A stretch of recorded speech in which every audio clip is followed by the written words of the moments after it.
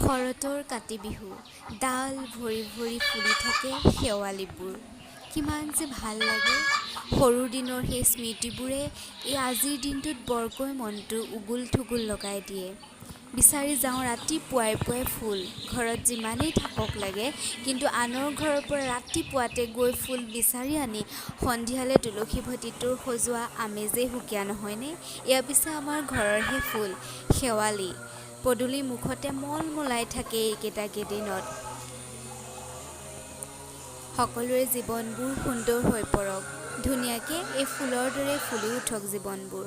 গধূলি সময়ত গোসাঁইত চাকি দিয়াৰ পিছত তুলসীৰ তলত চাকি জ্বলাই সন্ধিয়া সময়ত যি আমি পথাৰত চাকি গছ জ্বলাওঁ, সঁচাকৈ কিমান যে ধুনীয়া লাগে।